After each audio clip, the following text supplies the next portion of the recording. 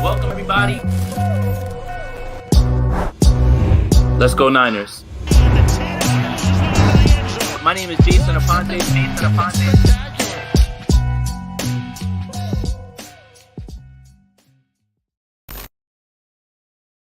Welcome, 49er fans. Welcome, Spicy Squad. Shout out to everybody who's tapping in right now. Make sure you like this video, subscribe to the channel, hit that notification bell. We got a special show for you today. It's a little bit different.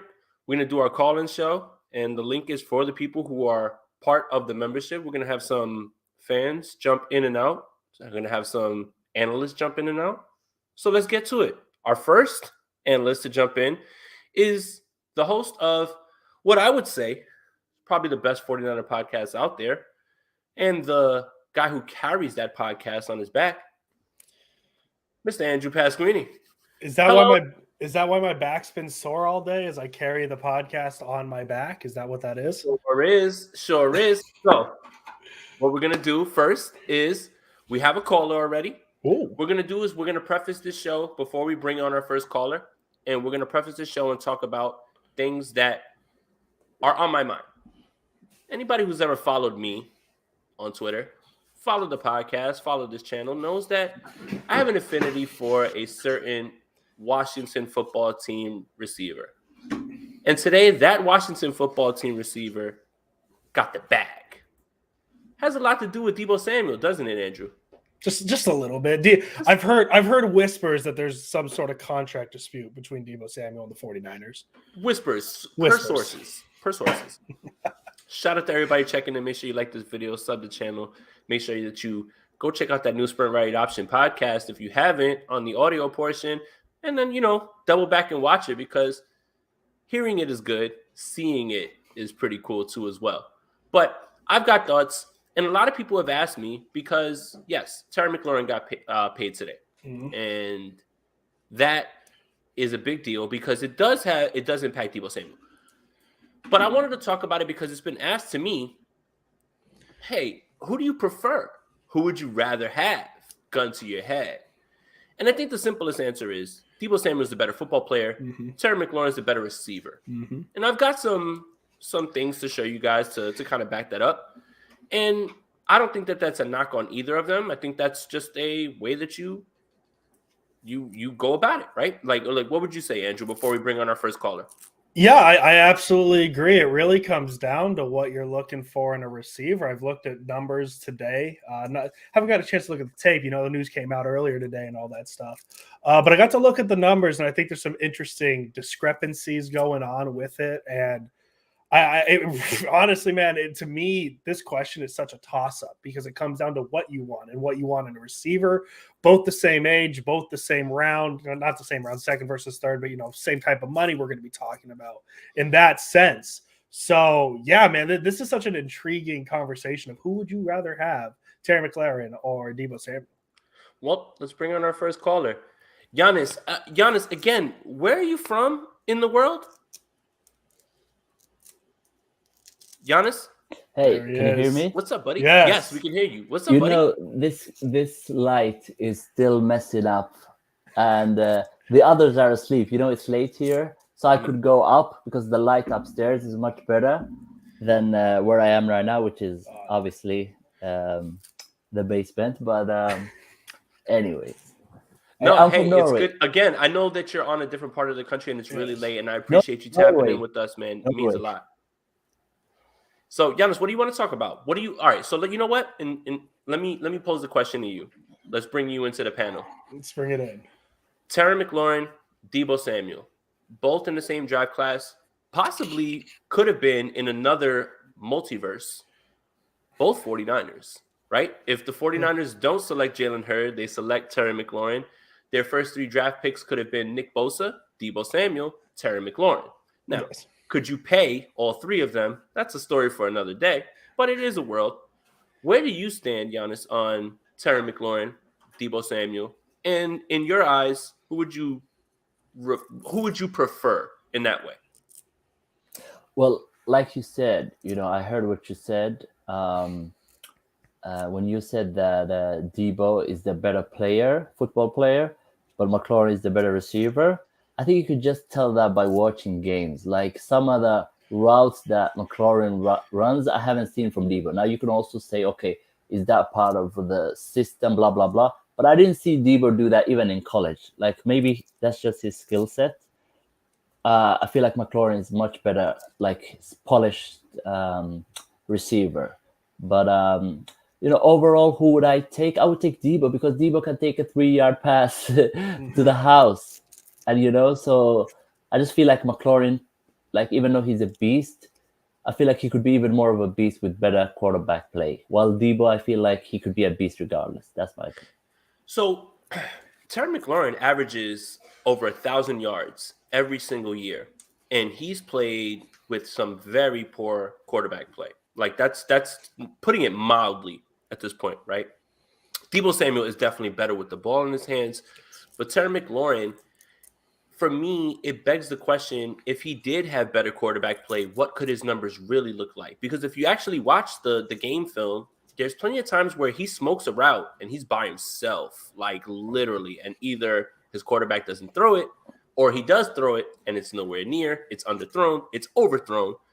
So it's an interesting dynamic, and I really believe that this 2019 class, even though the 2020 class is really up there in terms of who came out, this 2019 class, we're going to look back, Deebo Samuel, DK Metcalf, Terry McLaurin, AJ Brown. We're going to look back and say, wow, that's one of the better classes of all time. But yeah, Terry McLaurin has done so much with so little. And at the same time, even though Deebo Samuel's had 1 year of being the guy, right? Like one full year and 1 year that nobody's ever had. Let's just preface that too and say that. You can still say the argument is Deebo Samuel's the better football player, while Terry McLaurin still has a little bit to squeeze out of the toothpaste. What do you think, Andrew? Yeah, no, and I looked at the numbers 2021, and you mentioned the quarterbacks first of all. Deebo Samuel hasn't exactly had the best of quarterbacks, and I think he's in a situation that Terry McLaurin would be a little jealous about as well. Deebo's played, I believe, I counted this off the top of my head. I almost said JT O'Sullivan, but I meant CJ Beathard, Nick Mullins, Jimmy Garoppolo, Trey Lance, 4 quarterbacks in his 3-4-year career, whatever it is. Terry McLaurin's had 9 different quarterbacks with the Washington R-Words Commanders football team. In 3 years. That's not great. But I wanted to look at the 2021 numbers just to kind of get an idea of what have you done for me recently. And I didn't look at the running numbers because Terry McLaurin got 1 carry. I don't think we need to have that conversation. And if you just look at the regular season, they both actually had 77 receptions in the regular season in 2021. But the distribution of that yardage is really interesting. Deebo Samuel had 1,405 total yards on the season. Terry McLaurin had 1,053. Obviously, a pretty large difference there, 400 yards. But if you look at how those yards were gained, Deebo Samuel had 937 yards after the catch in 2021. That is a lot. Terry McLaurin only had 313. So that would go to show that what Deebo Samuel or what exactly what Deebo Samuel does is he runs better with the ball. I think that's what proves it.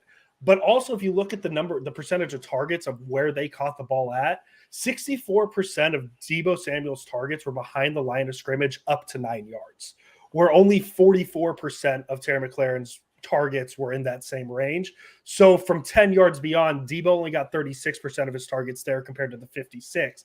So to me, Terry McLaurin's overall used as a receiver, that might be the quarterbacks the Niners have, forcing Deebo Samuel to play that way. And somebody had a comment in here, and I lost it, saying, let's see if I can find it. I feel like Deebo is better for the Jimmy system. McLaurin could be deadly with Lance. That's kind of what I'm going to say science. I don't know why that's the word I'm going to use.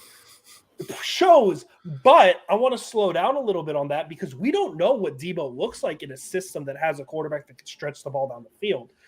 So I'm really just going to sit on I think Deebo's a better overall football player, but in terms of overall receiving talent from what we've seen these 3 years, I do think Terry McLaurin's a better receiver. Right, and I want to get to this, Tony. Shout out to another member of the Spicy Squad. Thank you for your donation. Appreciate you, man. Mahalo, Andrew and Jason, always showing love. I appreciate you, Tony. And I think that was the this is this the so Luke Luna says McLaurin gives you the length catches with the hands. Deebo did the league in drop ball, did lead the league in drop ball percentage, but once he has the ball, he's elite. Who demands the bigger contract? McLaurin proven more down the field. So here's the thing. That was the question that was posed to me, right? About, well, if you had to do it over again, would you draft one over the other? And I think that Deebo was the right pick, knowing what the Niners knew when they took him, because in 2019, for all intents and purposes, they believed that Jimmy Garoppolo was going to be their guy going forward for a long time, right? Again, hindsight's 2020. It's not like we can just say, well, we know that Jimmy is not going to get it done. They're going to move on. Okay, that's not true. We cannot do that. What we can do is we can apply that knowledge and that thought process to it. And Deebo absolutely fits what Jimmy Garoppolo does as well, too. But I still think that when we say that, it's a little bit of a knock on Deebo, right? And I think that's why what Deebo's talking about right now with his contract dispute is, yes, you're using me as a running back. And yes, that's what's got me as such a hot commodity. But he wants to be used more as a wide receiver. And I think he wants to prove to everybody that he is that guy with the wide receiver, routes all over the field and things like that. So it's really interesting when you think of it from that way. And when you think of it from that way, let's just say in another world, the 49ers said, we're taking Terry McLaurin and we don't want Deebo Samuel. Well, Terry McLaurin would have 1,000-something yards. Let's just say, he doesn't get injured as much, Deebo does. He has 1,000-something yards. I would really be interested to see Trey with Terry. I really, really would. Giannis, what do you think about that? No, I agree with you because I feel like Deebo and a lot of the players that we picked in 2019 I feel like they were created for a system that basically brought out their best in Jimmy. So that's why I still, to this date, I believe the Mac Jones rumors, because I believe Mac Jones would be great with those kind of receivers, like get the ball out quickly to guys. That's why I believe those rumors, because it's like, that's why I believe like where they came from. Because when people looked at the draft, he was the guy who was like the most equipped to that. Even if you watch at when he was with Alabama, like a lot of those receivers, they probably had better skill sets than just catch the ball within 5 yards and run. Yes. But because his skill set was built for that, that's what they opted for. So I feel like maybe Trey Lance, like I don't know if it's this year, but I feel like down the line, I feel like he could be a guy who can actually elevate receivers. Like receivers can love to play with him because he actually gives them really catchable balls down the field. So I just feel like Deebo has become a victim because of a victim of his own success, you could say, that he can, make something out of nothing. And now people expect the impossible. But in the end, he's a receiver. I've seen him run some really good routes, but he just doesn't get the chance, I feel like. And that's how I feel too, is I feel like Deebo Samuel hears everything that we're even talking about. Like, he doesn't hear necessarily what we're talking about, but he's heard these similar discussions about, well, can he run all the routes? Can he win down the field? And there's still some talk about that, and it's still somewhat valid, but I don't think that it's as a big of a concern because guys win in different ways. Players are able to win in different ways, and that's no knock on him, and that doesn't mean that he can't do it. It just means that his first year, it took him a little while in 2019. If you guys remember, early in the year, he didn't exactly run right to what he was doing. At the end of the year is when they realized what he was doing. 2020 obviously was a barren year for everybody. 2021 was his, magnifique year. And now he has a chance to do a little bit more, right? Yes. So I wanted to post something. That's what was coming up on the screen. I'm sorry for that if it looked a little crazy, but I want to post this real quick on the screen. And do you guys see all that? Yeah, I see. I got you. I see it, yeah. Okay, perfect. So this is reception perception. This is something that's done by Matt Harmon of Yahoo Sports, guys. This is an incredible tool to track wide receivers.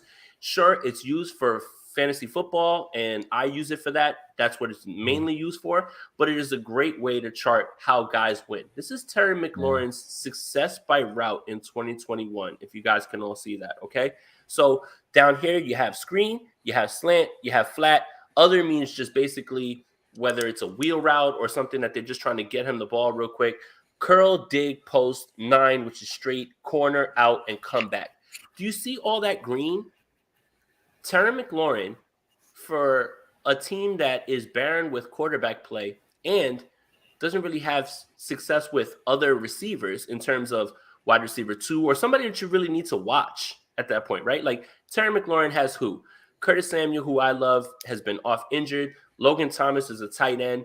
They don't really have a second guy that like who goes into a Washington game and says, man, we have to watch out for somebody other than Terry McLaurin. No, the defense is focused on Terry McLaurin, and he gets every single best cornerback one, no matter who the team is. Look at all this green. Success route means winning the route. 70% on straight 9 routes, which is straight fast, and he's not even the fastest guy. Corner route, 62.5. Post, 76.6. Dig, 75. Out, 80%. Curl, 84.2. The curl is the hardest part because you have to sell the 9 route and then come right back down to the curl. Slant, 89.2. Flat, 100%. Screen, 100%. Those are just regular routes, but this is just 1 year of it. If I can pull up his 2020 and his 2019, it's littered with green. This is how good this young man is. And that is just something I wanted to show because it just highlights how good he is. And we have someone else who wants to join actually real quick. Hello. Here we go. Oh, hey there. Here we go. Oh, hey Oh, there. hey there. Giannis, did you know that you were going to be jumping on with the Javi? best host You of know, Sprint Right Option podcast, this guy, no, listen, and then listen the up. legend, Javier Vega? I know Javier from way back on Niners Twitter, so this is I am just a regular guy, guys. Just a regular guy. Yeah, well, he tries to put that in his Twitter bio, and he thinks that's what it is. So, Yeah, you know. let me stop the screen right here. Let me remove that. So, Javi, while we've got Giannis, what did you get a chance to hear any of the stuff that we were talking about? Did you get? I caught some of it. Chart? Yeah, Okay. I saw the chart. Terry McLaurin's a stud. Like, period. It's He's good. he's had 4. This will be his 4th different starting quarterback since he's been in the league, right? So I don't expect him to drop off by any means. Like, I still expect him to give you 70 catches, 1,200 yards, and 9 touchdowns. He's going to give you that production. I don't think it matters whether it's Carson Wentz or Nick Mullins. I think he's going to be able to make plays regardless. So he's one of the few wide receivers who's not quarterback dependent. You know what I mean? Like, some guys need their quarterback to be nearly flawless for them to make plays. And we can nitpick certain guys, but Terry's a stud. He should have been a Niner instead of Jalen Hurd. We all know how this goes. So it is what it is. You know what I'm saying? Like, I'm glad he got paid, and this is the floor. If we're gonna mention Deebo, that contract is the floor. do you know how much he got? It was 3 years, 71, so it puts him at $23.3 million in real money, and he got 54 of it fully guaranteed, and I want to say it was 42 at signing. So that means it's kind of right exactly where I've been. If you follow my Twitter feed, since the beginning, I said Deebo is going to be in that 40 to 45 at signing, right? And then guaranteed money is anywhere between 55 and 60, and then overall money would probably be right around that 75 to 80. So he's right where it needs to be. It's in between Kupp and Terry. That's kind of where Deebo is going to fall. So I think he's better than Terry. He's better in San Francisco's offense than Terry is, right? Yeah. And then is he better than Kupp? No, because Kupp has been doing it consistently even after tearing an ACL. So, Niners fans can get mad about it all they want, but Cooper Kupp is he's that dude regardless. And just to add real quick, Javi, just add 1 point. It is his 4th different quarterback going into week 1. But what if I told you Carson Wentz is going to be the 10th different quarterback Terry McLaurin's played with? 10th? Yeah. 10th. ESPN. What's the list? Alex Smith? No, not Alex. I'll pull it up. I'll pull it up while y'all talk. I'll get you the list. Well, so here's the question that I'll ask, and I'll send around real quick while Andrew gets this up. Shit. We'll get this going. Is Carson Wentz the best quarterback that he's played? Giannis, I'll start with you, and then you go to Javi, and then we'll bring it back to Andrew. Did he play with Alex Smith? He did. He did not. He did not. I mean, he did actually. 2020. You're right. He did. I got the list. 2019, 8 games with Case Keenum, 7 with Dwayne Haskins, 1 with Colt McCoy. ESPN lied to me a little bit, but that's okay. Alex Smith, 2020, 6 games with Alex Smith, 6 more with Dwayne Haskins, 4 with Kyle Allen. 2021, 15 with Taylor Heineke, 1 with Ryan Fitzpatrick, 1 with Garrett Gilbert. So 8 different quarterbacks. Carson Wentz is the 9th different. Okay, so he's the 9th. Is Carson Wentz, Giannis the best of all of them? It's hard to say because are you going by Alex Smith like the whole career or the version of Alex Smith he played with? Just the version, Like, just the It's the version that version, he was yeah. there. okay, well, if you go by that, then I would say, I mean, Case Keenum was still decent in 2019 he played with him? 2019, yes. Yeah. Yeah, I would say Carson Wentz is the, or you know, I guess the best of the bunch, I would say. Javi? I mean, January 6th, Tyler Heineke seems like to be the right guy. January 6th. Wait, what's up with that, by the way? What is he up to, Heineke? Probably He's the storming back. Capitol. No, We got- stop. I don't know, Giannis, if you have enough time for us to explain the landscape of American politics. Yeah, on this. you know We what, Giannis? probably- Actually, stay That- where that'll- you're at. Don't that'll come be- here. It'll be an Sorry. off-stream thing. Yeah, we'll talk about it Don't off-stream. come here. Um, Yeah, Giannis, if you want to talk about it, and we'll talk over days in messages about what's going on in this country. Carson Wentz is my answer. I don't know if you knew that. Yeah, Carson Wentz. I think it's Carson Wentz. Yeah, Yeah, I Yeah, think it's it's Carson. Wentz too. Carson's probably the most talented guy he's ever played with. And we'll see what happens because I mean this is a team that made the playoffs in 2020. I know COVID shortened year with Alex Smith, Dwayne Haskins, and Kyle Allen rotating. I think Heineke started that playoff game, right? Yeah, he won. He did. Yeah, He did. He won a playoff game. No, I don't think he did. I think they lost. No, they lost to the Buccaneers in the wild card That's in the right, first that's round. right, Yeah, that's right. They lost to it there. But yeah, if Carson Wentz, the talent is there that we think he can have, like this could be another successful Washington team. But the question is the hard part with talking about Wentz is you can't just talk about the talent on the field. You kind of have to talk about how he's been kicked out of 2 different locker rooms in 2 different years because there's a lot of question marks about his leadership ability and all that stuff.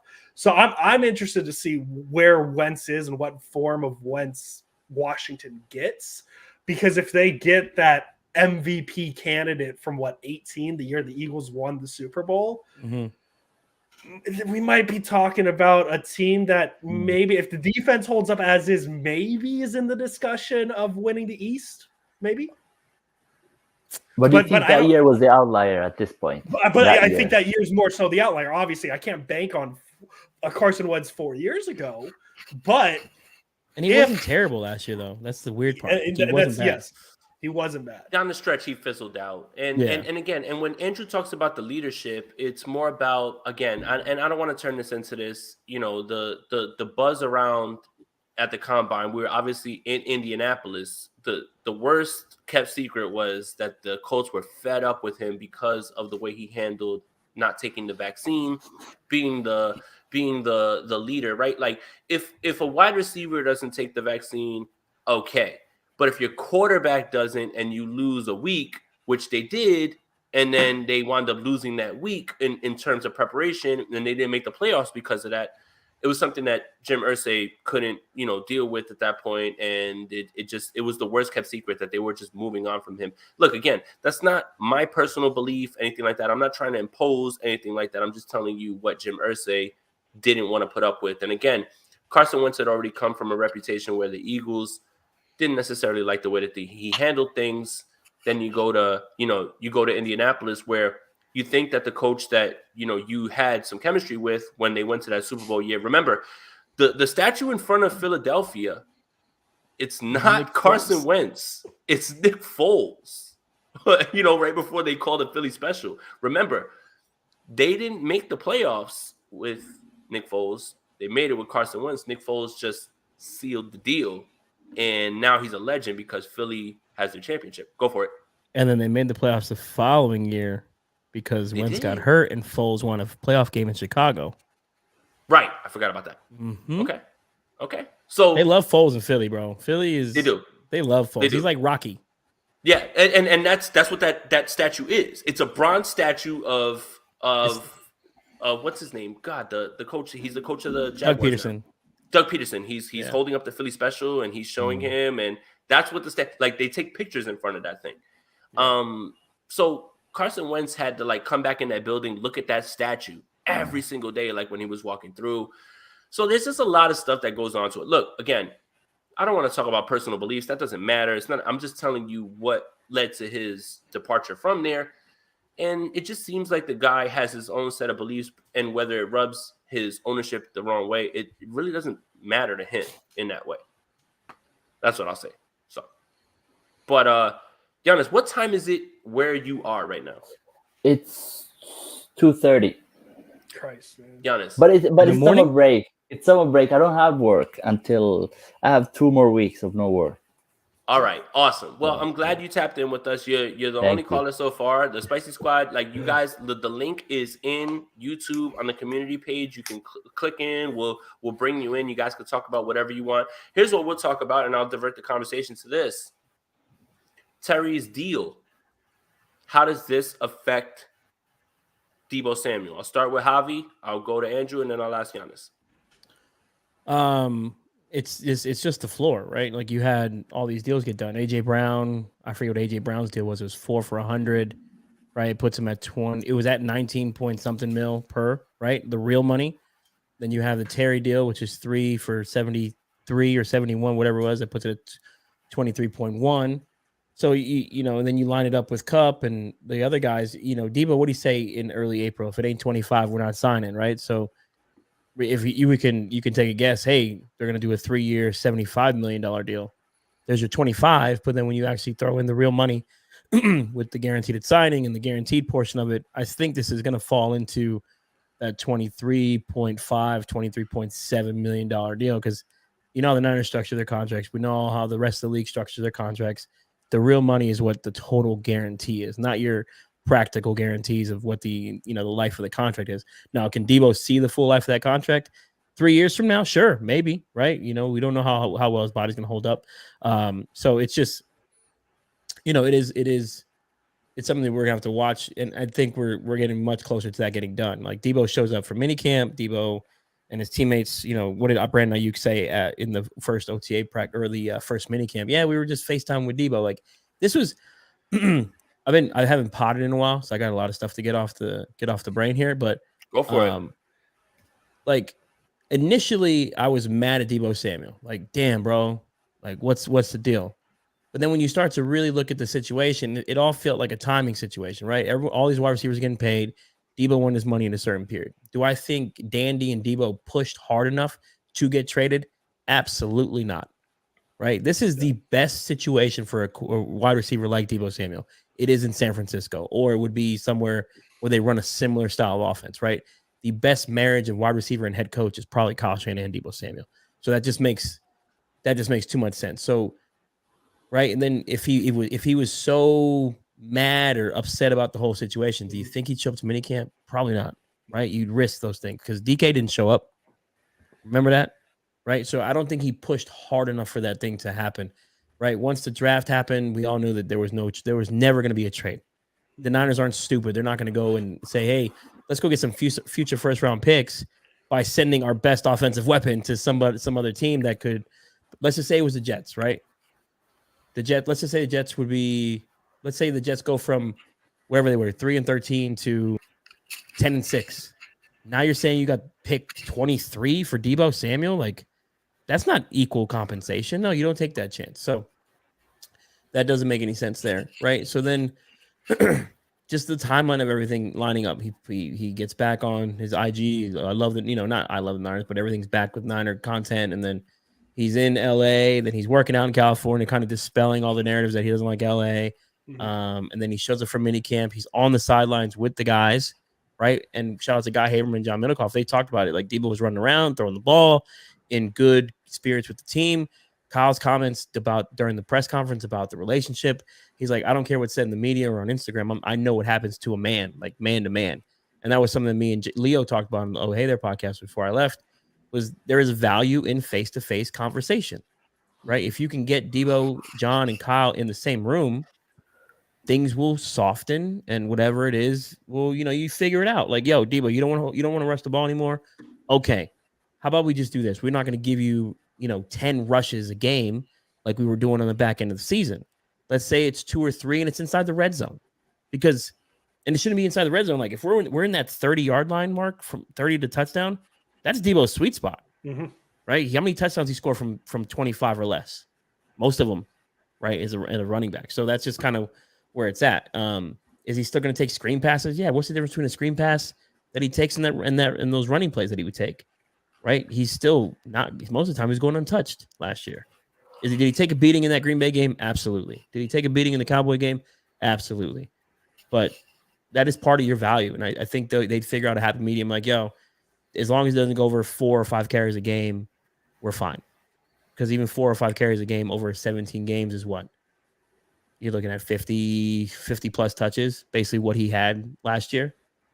You know what I mean? Like, you got to, when you really start to break it down over 17 games, because if we look at his receiving stats versus rushing stats in the back half of the league, back half of the season, he went from 8-9 targets a game to 3 or 4 to 10 carries. Like, that balance wasn't necessary for the Niners. I mean, they needed it last year, but going forward, you saw the Niners made a concerted effort with the running back room by drafting Buddy from LSU. So, like, they've made efforts to not have to rely on Deebo as a running back, but I think they're still going to utilize him within the 30-yard line. I think that's just kind of how it's going to be. And then overall, the contract, they can figure this out in a way to where, hey, Deebo, let's say you get 40 carries for the year and you give us 8 rushing touchdowns. Here's another bonus. Boom.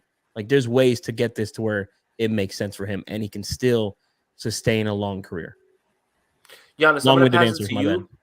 No, you're good. Giannis, I'm going to pass it to you. We have one more caller, so I'm going to let you, get what you have to say off, and then we'll let you get some rest because it's really, really late over where you are. 2:30, I would be wiped. And honestly, I appreciate you tapping in for me, but I wouldn't tap in for me, and I know me. I'll explain why. I'm a fan of the Blue Jays, right? Oh, yeah. And what are they doing right now? Who are they beating right now? The Red Sox, yeah. Aha! I mean, as if that matters to you. Yankees have won the division. It's over, so it's not like it matters. No, hey, look. But a friend who beats my enemy is a friend of mine, or an enemy who beats my enemy's enemy is my friend. Yeah, right, I get that. No, what was your question? Was it about Deebo contract or what? So about so does Terry's deal put this in a place where it's easier to get it done for Deebo? Like, what do you think? Oh, I definitely think so. I definitely think so. I think by this time next month, I think there's probably a deal with Deebo, and everything is kumbaya, and all the fans that were attacking him, blah blah blah, are now saying, "Oh, Deebo is the best," fighting with other fans in comments of PFF or whatever. So everything is gonna be fine. I think by training. I love it, man. Thank you again for tapping in, man. Thank go you get for some having wrestling me. and go Blue Jays, man. Go kick those frauds from Beantown's ass, man. Like, get them out of here. They won 7 in a row. Blue Jays might beat the Yankees in the playoffs, so be careful. Well, all right. Look, hey, Kevin Gosman owns Aaron Judge. We all know that. Yeah, we all know that. Yeah. Giannis, thank you for tapping in, bro. Thanks as usual, man. Thank you, man. No, thank you as usual, man. Have a good one, man. Goodbye. All right. Yeah, absolutely. We got somebody in here that we know. Uh-oh. What's up? It's Big Dylan in the building. What up? Go Mets. Go Mets. It's in the chat. I'm reading the chat. Okay. Dylan, what's up, buddy? I've been looking at the Braves and the Phillies game the past couple minutes. So what are we talking about right now? So what we're talking about right now is Terry's deal in terms of how you feel it pertains to Deebo, and do the numbers line up, and does this make it easier for him? Personally, I think like the numbers for Terry, I think he might have been a little underpaid. But along with Deebo, I don't think it affects like Deebo's situation much. You all right? Yeah, I'm good. But I don't think it affects Deebo much at all because, like, personally, I think like Javi had said, I think he wants around 25 mil.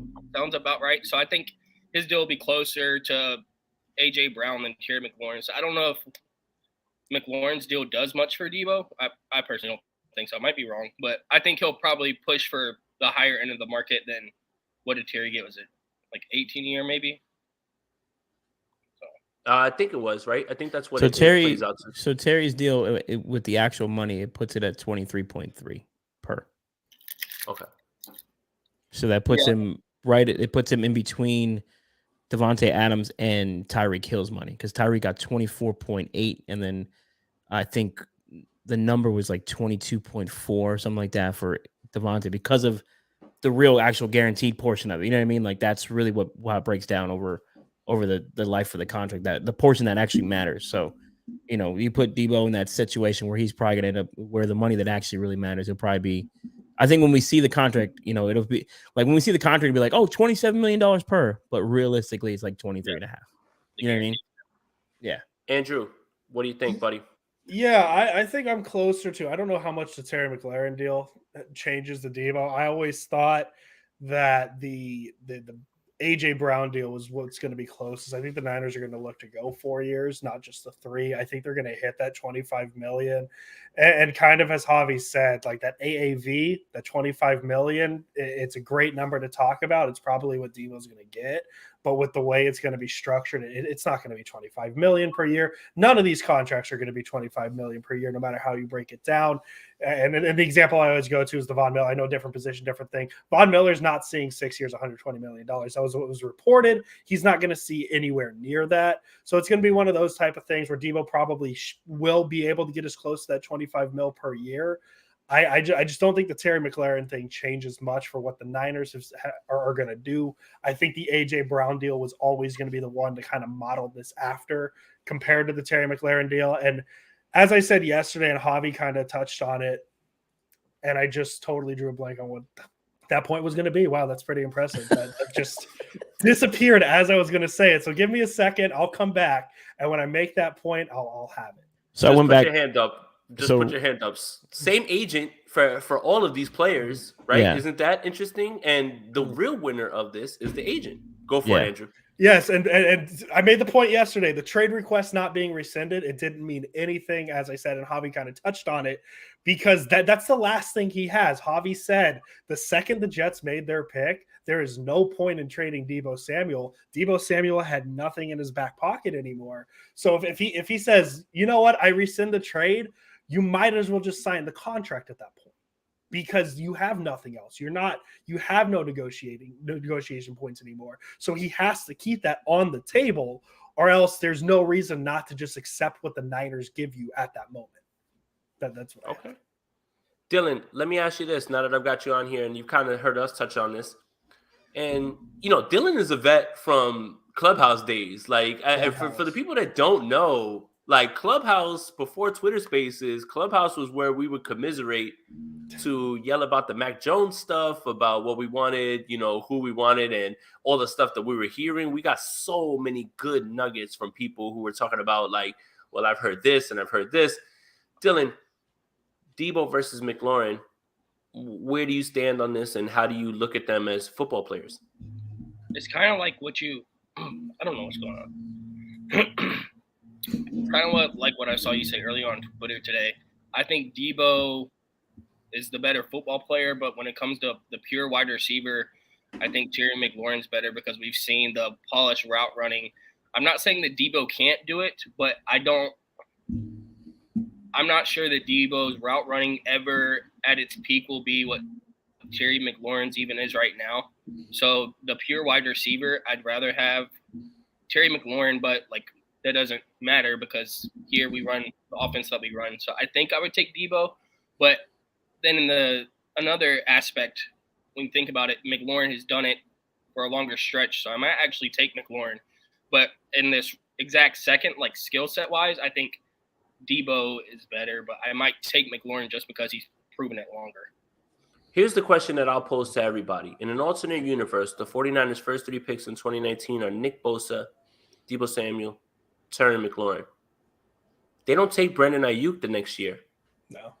Who do they take in 2020? And who do they move up for, whatever it is? Is there another player, Javi? I know you're going to pull that up. I see you working on that. And this is why somebody asked me, and this is the only reason that the Terry McLaurin thing kind of bothers me. And I understand you probably can't pay everybody, because you've got to pay Terry what you've got to pay him, because let's just say in this alternate universe, Terry does what he does. Deebo does what he does. They're both as valuable. But who can you take that is there to fill another position? What are you laughing at, Andrew? Jordan Love. You trade up, you get in front of the Packers, you get Jordan Love. Kick You his ass prevent out. the whole Mac Jones thing. I am changing Niners history. You get McLaurin in 18 or 19. You trade up, you get Jordan Love. Aaron Rodgers, he's happy in Green Bay now. The Packers never replace him. They get Brandon Ayuk. You never know. You never know. No, that's the last point I wanted to make because I got a slow pitch softball world championship. Yeah, get out. And starting also tonight. Also, because of that statement, I'm looking for a new co-host of the Sprint Right Option podcast. I might come out of retirement for that. What's up? Oh, there we go. Javi said. Damn, I just got replaced. I just got replaced. Okay, I like it. No, I like Andrew, feels great, baby. Go hit some bombs, and then when you hit the homer to win the game, make sure you do the gritty before you hit home plate. The whitest gritty you'll ever see. My name's Andrew, and I hit dingers. Chicks dig the long. Go ahead, Pasquini. There's two ways to play slow pitch softball. It's either you're a wimp and you just try and hit singles to beat everybody, or you're a man and you just trying to hit bombs. I'm here to hit bombs. With that beard, you better hit bombs. Oh, I'm here to hit bombs. All right. Love you guys. Later, Drew. Thank you, Jordan Love in 2020. We're all the way there. Niners Super Bowl champions in 2021. We just changed history. Right. Love you guys. Later. Javi, do you have that list of players? Is there anybody there that sticks out? I mean, okay, so if we remember the 2020 draft correctly, remember the Niners were in the market for a center because I don't give a shit what anyone said. We knew Richburg wasn't coming back. Anyone with a brain had an idea that Richburg was never going to come back. Keep talking. I'll turn the camera off. I'll be right back. When you tear your patellar tendon, you are not going to recover, right? No one's come back from that, especially at the center position. So Cesar Ruiz went to New Orleans at 24. Brandon Ayuk went 25 to San Francisco, of course. So are the Niners willing to jump up to 24 or 23 to get a Cesar Ruiz, or maybe even, would they be in the market for a linebacker like Jordan Brooks, right? I think Jordan Brooks is probably fourth best linebacker in the NFC West, right? Then you got Patrick Queen, Isaiah Wilson, a tackle out of Tennessee, or he went to Tennessee, and then Noah Iginjobi, he went to Miami. As another corner, and then rest in peace to Jeff Gladney. He went 31 to Minnesota, which was the original Niner pick. And then there's CEH. Now, Matt Mayoko's been on record. He said that there was a lot of information that the Niners were very much interested in CEH. Would they have stayed put at 31 and taken CEH? A running back in the first round. This was very well. Matt Barrows mentioned it. Lombardi mentioned it. Mayoko mentioned it. All of them were saying CEH was somebody that, what is the running backs coach? He's now Bobby Turner. Bobby Turner was very much interested in CEH, right? So they do that, or do they go DeAndre Swift, who went 35? Could he have fell into the first round, right? Because if you look at it, pick 33 was Higgins, 34 was Pittman, Swift was 35. Xavier McKinney, and then Kyle Duggar. So you have two safeties, a running back, and two wide receivers within, 31 through 36. You have a cornerback, Jeff Gladney, again, rest in peace to him, and then 32 CEH, right? So if the Niners stayed at 31 and not moved up, there's a good possibility they take CEH or DeAndre Swift, because I don't think they would have taken Ross Blacklock because they already took Kinlaw. They probably don't take Gross Matos because they have D Ford and they expected him back. Was Diggs on the board there? No, Diggs went early. Do you think they move up for him? You talking about Diggs, a corner? Yeah, Trevon Diggs. He went. He was drafted in 2019. Okay. Yeah, he was 2019. Yeah, I mean, if I were to redo this draft, if I'm the Niners, shit, you give me Jordan Brooks, bro. You put him next to Fred Warner. We getting busy. Were we looking at safety at the time? Yeah, that was another name. Yeah. Okay. So Kyle Duggar was one of them. I really liked Grant Delpit. That's who I really liked as safety at the time. So I know he hasn't panned out. Was Diggs drafted in 2020? Diggs was 2020. Well, what round? He went early. Trevon Diggs went really early, right? So they would have to move up. Yeah, Trayvon Diggs. Okay, so I'm looking at this draft right here. 1 was Burrow, 2 was Young, 3 was Okuda, Andrew Thomas 4, 51st. Yeah, Trayvon Diggs went 51st. So no, probably not. They probably don't take him. No, they don't. But do you think that in an alternate I wouldn't have universe, taken him either. You wouldn't have taken him because Absolutely at the time you wouldn't have taken him. I wouldn't take him now. Well, now that's a discussion. Knowing what we know, I still wouldn't take him. Knowing what we know, you still wouldn't take him. No, absolutely not. It's cool to have all those turnovers. Awesome, great, cool. But you also getting smoked half the time too. Like, okay, we can live with the turnovers, but like people who can live with the turnovers, like you can live with some of the blown coverages, like Marcus Peters, but he didn't give it up the way Diggs is giving it up in the first 2 years. You know what I'm saying? Like Marcus Peters took a lot of chances, but Trayvon Diggs takes a lot of chances and gives up a lot of yards. Yeah, this year Diggs gave up pretty sure the most yards in the league. Yeah, like history. He did, and again, that's the give and take. And I've spoken with Croc about this a lot. It's like, okay, you give up a bunch of yards. Let's just say you give up a bunch of yards and then you intercept it in the end zone. Go ahead, go for it. Jonathan Taylor at 31, I would have taken Jonathan Taylor. Because he went 41st to Indy. So you're telling me that Jonathan Taylor went behind CEH? He went behind CEH and Swift. And that's no knock on Swift.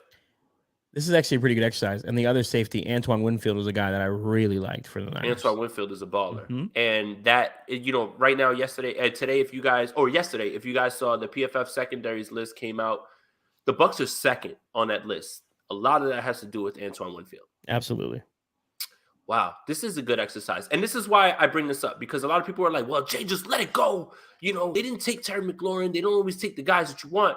Yeah, but when you swing and you miss on a guy like Jalen Hurd, you double back and you have to go get Brandon Ayuk because you do need that next receiver. But if you do hit on your third, and it was right there in front of him because Kyle was at the Senior Bowl, saw Terry McLaurin, but he got so enamored with what he could do with Jalen Hurd, you have to now – you think about, like, if you nail those, now you can really draft later on down the line and really get for need and start to look at other things. So it's just, look, again, fun exercise.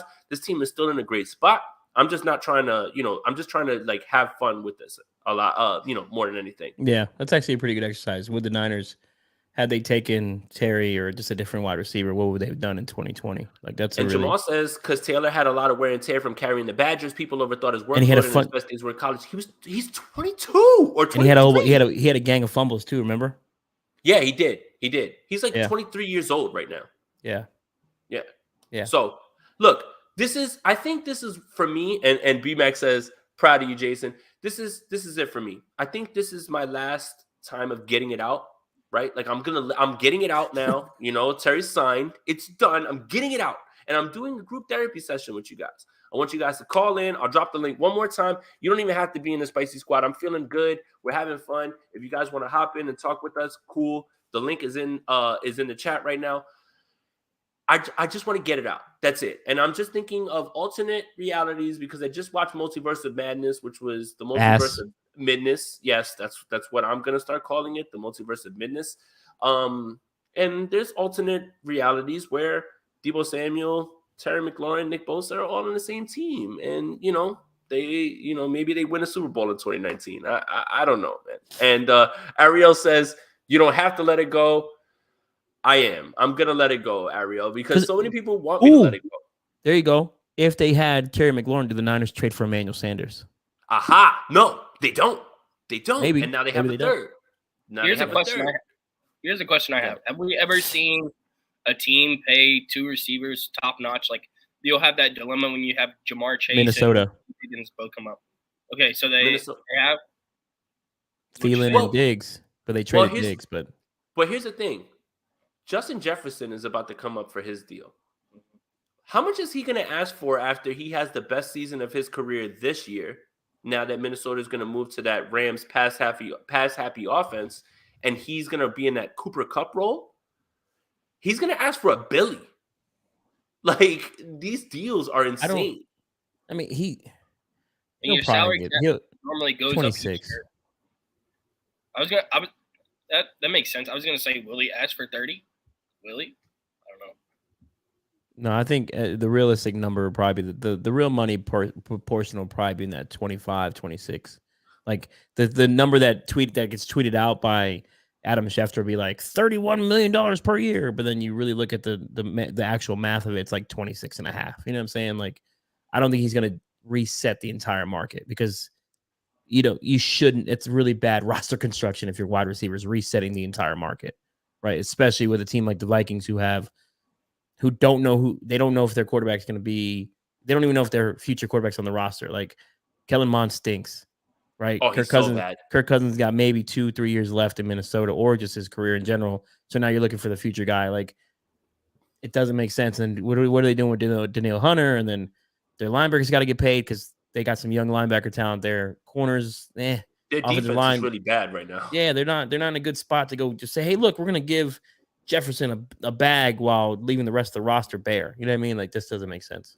Well, Justin Jefferson does deserve to, in my opinion, deserves to ask for whatever, because there was something, I think my man Jamal put it out there. Who's a player that you love to watch and you go to watch that's not on your team? It's Justin Jefferson for me all day. And he's one of them. And Julio Jones is still my favorite player in the league. He just unfortunately isn't on a team. Go get it done, John Lynch. But it's going to be interesting to watch where he goes and what he asked for, because right now nobody's ever had the best 2 years that he's ever had. He is 1,100 yards away from having the best 3 years anybody's ever had. And I think if he has 1,100 yards this year, that's his worst year. And I don't see that happening, especially with the shift in offense. So it's going to be interesting to see where he goes and what he wants to do as well, too. Jason still want one wish like Ray J. I don't, because unfortunately Ray J was so bad at that versus. For anybody who saw this, I saw that one clip, that was enough. Dylan, the poor kid is like holding his son, and he thought that was going to make it better. It was worse. And then he gets more mad that Bobby Valentino are trying to save him. Oh, my goodness. Hey, look, we all have that one guy that we get. All right, so look. Harold Landry's my guy. I was about to say, Javi, who's your guy? And then Dylan, who's your guy that, was there? The 49ers let go. Javi, go first, and then we'll pass it to Dylan. Yeah, it was Harold Landry, and then Justin Fields, of course. Like, Justin Fields is my guy. Like, I really thought Justin Fields was Kyle Shanahan would be outstanding. I'm not anti-Lance. I really do like Trey Lance, but I really wanted Justin. But Harold Landry just seemed like a perfect fit. I mean, like, bro, you had Cassius Marsh out there. You could have had Harold Landry. Like, you could have got him in the second round. Like, that was just a better option. Because you end up drafting Dante Pettis, and we all know how that ended. Like, I get it. Cat in him. Yeah, not the dog, but yeah. Harold Landry he had a really good season this past year because of contract year. Maybe that's what they were worried about. But he had an ankle issue at Boston College, and maybe that's what scared him away. But they were so inept at the defensive end position. You're rolling out Cassius Marsh, and shout out to Eli Harold, but he was your best Sam linebacker too. Like, you could have had a player like Harold Landry who could play both, and he gave you so much positional versatility, especially with Armstead and Buckner still in the middle. And you're kind of piecing this defense together. That would have been a nice piece to already have in place. And then boom, 2019, here comes Bosa. And now you got two guys, and you didn't have to go pay for or trade for D4 to then pay him. Like, that was just a shout out to Brian in the comments. There's such a weird miss. Like, just he's right there. Just take him. Like, what are we doing? You should have just took him to pair with, you had like McGlinchey and then Landry. Like, that would have been your boom, boom. There's your two. And you say what you want about McGlinchey. McGlinchey's still going to be most likely a 10-year NFL starter. That's a hit by any measure of draft success. Like, people get mad at him for whatever, but McGlinchey is still a guy who's going to be starting in the league for 10, 12 years. Like, period. That's a win. Like, if you get a starting player of that caliber for 10, 12 years, that's a good pick. But Harold Landry is a guy that you wouldn't have had to pay right away, and you drafted Bosa, then your contracts are offset by 2 years, right? You pay Landry if you wanted to pay him, then boom, now you got to pay Bosa 2 years from now. Like, it works out. It makes perfect sense. But I don't know. What do I know? I'm just a podcaster. Hey, 55 minutes in almost. Make sure you like this video, sub to the channel, hit that notification bell while you're here. Dylan, who is your Ray J guy that you missed on? I'm not having one jump off my head at the moment. Harold Landry would have been really cool because he's only a couple years older than me, and they grew up in the same area, so that would have been cool. I'm a sucker for size and speed. I liked Claypool when he came out. I think my biggest draft crush ever was before I realized that Madden isn't real life. It was just size and speed. I think my favorite draft crush ever is probably Dorial Green-Beckham. Yeah. Wow. Yeah. And you know Everyone what? loved him though. Right. And that's the thing, right? People will bag on you like, oh my God, whatever. Like, dude, in that moment, right? And someone asked something about basketball, and I maybe this doesn't correlate, but I'll pass it to you guys. Like, the Blazers took Sam Bowie over Michael Jordan. That at that moment didn't seem crazy. The Blazers took Greg Oden. Jordan coming out of college, yeah. Right.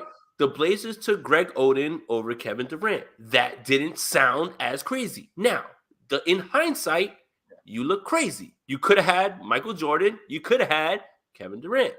But you have to remember the mindset that goes through these teams and goes through what they're looking at and what they're looking for. So I think it's big of you to say that, because a lot of people are just going to be like, well, he busted. Yeah, that's hindsight. But in that moment, you're looking at what you're looking at and you're evaluating in that way. My guy was Jalen Hurd. Warren, I swear to God. I swear to God. If that's true, that's big of you. But if you're trolling me right now, man, like, because we're talking about Terry, that's going to, like, bother me a little bit. If you're serious, I got you. But, like, if not, you know. Oh, yeah, and then the Pistons took Darko instead of taking Melo, right? Like, that's right there in front of you, you know? I guess they thought that one I would have never – that one I can't excuse. I cannot excuse that. I'm not excusing that one. Like, Melo was, like, the most decorated college guy. He won from everywhere. There was something I wanted to touch on real quick. So Brian asked, isn't Scary one of the better deep receivers in the league? Jimmy would have struggled unlocking his potential. Yes, but he still had 1,000 yards every single year with and he had 9 different quarterbacks. We just went through that. And the thing is, where he really won was in the places where Jimmy would get him the ball. So if Terry was here, Terry would still have his 1,000 yards, and I think that he would have been worked out. Yeah, that would have absolutely worked out, in my opinion. He's open down the field, and we still would have those all 22 clips where we're like, Jesus, look at Terry streaking down the field and nobody's throwing him the ball. We would have all those things, but we still would have been able to see what we would have had with Terry, in my opinion. The only other one that bugs me is the 2016 draft. Joshua Garnett at 28 after we traded up, right, to go get him. You could have had Miles Jack instead. Like, just take Miles Jack. Like so. He was so cool running back in college, yeah. Like, you had Joshua Garnett. I was like, I don't know. And then Robert Nimdiche went to Arizona. That's no good. Vernon Butler at 30, and then Jermaine Ifedi at 31. Like, Miles Jack was a first-round pick. Like, he should have took him in the first round, right? Yeah. He's a guy you take, or even a Jalen Smith. Like, if you're willing to be patient with a player like that, right? Yeah, he's in Pittsburgh now. I think that's where his career is at now. But I mean, even for his career, he has. I mean, he's got 3 picks. Yeah. He's not terrible, right? He's got 6.5 sacks. He's got 19 tackles for loss in his career. Like, he's a tackling machine. Like, he's a 100 tackle guy as long as he's healthy. As long as he's healthy, he's going to give you 90 to 120 sacks. Like, I mean, tackles. Like, that's missing on Miles Jack that's a Trent Baalke special. Like, all right, my guy. Up. Like, what are you doing? It's up now. Now it's up. Oh, there he is. Let's go, my boy. Eric, Bay Area baller in the spot. So, Eric, this is a good spot because I wanted to answer this question real quick, and I definitely want to get to your thoughts on Terry McLaurin and all that stuff. But Luke Luna is asking, Hurd, if free from injury, how do you think he would have fared? And do you think the pick would have been justified? Luke, this group therapy session that I'm going through right now, and this is what I'm doing with all of you because Terry signed and it's done. I don't want to disrespect Jalen Hurd. And I feel like, I joke around a lot and it's funny to make fun of the fact that, whatever, he never really played in the game. Okay. But I do, in a world, envision the fact that Dylan brought up Chase Claypool. And I do think that there's a world where Kyle had that in his mind that he wanted to use him and utilize him in that same way. Jet sweeps, bigger guy, throw the ball down the field, use him all over the field. If you watch the Pittsburgh Steelers, they use him in the same exact way. I understand the thought process with Jalen Hurd and that pick. I do. It's just Kyle, in my opinion, gets tunnel vision a little bit too much, right? Where he sees what he wants to get and he just overlooks what Terry was. Terry was just ready to go as a receiver immediately. The only issue that he had at OSU was he was underutilized. That's it. He was just underutilized. So that's where I see Jalen Hurd in that Chase Claypool range. Variable, I'll get to you and I'll start with you here. What do you think Jalen Hurd would have been? And then we'll talk about Terry McLaurin. Hey, let me tell you something. The Jalen Hurd pick, I absolutely loved it at the time. When I went back, you're watching the Tennessee running back footage. You're watching him play receiver at Baylor. I was so pumped up. And I'm not even going to lie. I searched on Twitter like last week, like Jalen Hurd, to see if there's anything going on, which I couldn't find anything. I think his career might be done.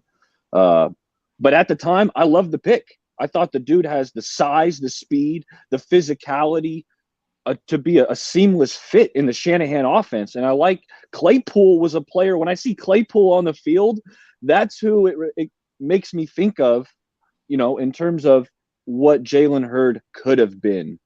So, I like that comparison because I do see some, size, speed, physicality similarities between Claypool and Hurd.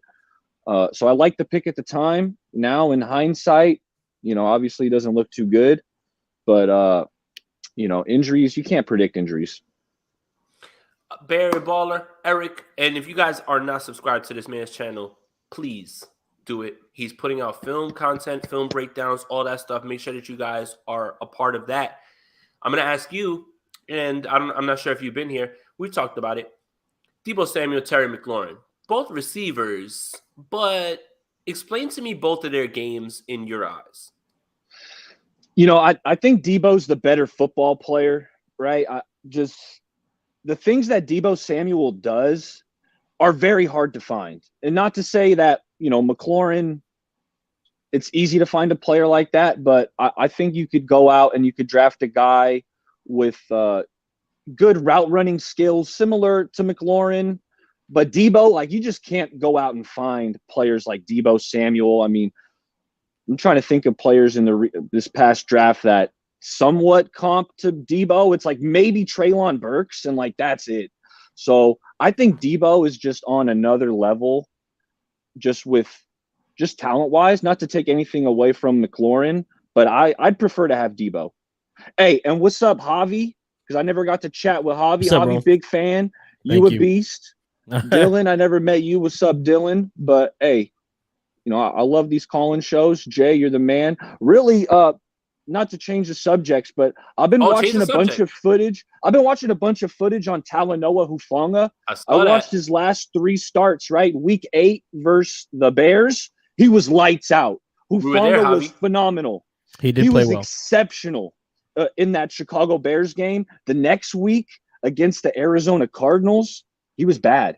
Not so well. I couldn't get around it. Yeah. Well, yeah. So you guys watched it too. Yeah. And the thing is when you look at those things is you have to use the context, right? The Bears didn't necessarily, they weren't clicking the way that Arizona was. Arizona at that point was already undefeated. And they were moving in a different direction. Even if Colt McCoy was there, Cliff was in his bag, and it's September. It's October. Yeah, he's good. Right? November, right? He's good, right? Not to mention, Dre Kirkpatrick was starting that game. Correct. Now, and Jimmy Ward was out. Ward was out versus the Cardinals. So that had me wondering, what does that do in terms of Hufanga's responsibilities? Does that make it more difficult? I mean, you have to imagine it'd be easier if Jimmy Ward's on the field as opposed to Tavon Wilson. That makes me feel way better about Hufanga. And in terms of okay, so look, I'm not trying to project bad things for Hufanga. I'm trying to tell you, I don't know. And if Jimmy Ward's there, then he cleans up a ton of that. And again, this is a pro Jaquaski Tart program. Shout out to him. Shout out to Philly. Yeah, Kwaski, man, he's gonna look good in those Kelly Green jerseys, boy. And rumor is my guy's gonna be wearing that 2-3 in Philly because number 3 is going to Zach Pascal. And he might be wearing 23 over there. That might look crazy in those throwback Philly jerseys. So that's a story for another day. But it's about like he just has these little things that people will pick up on, right?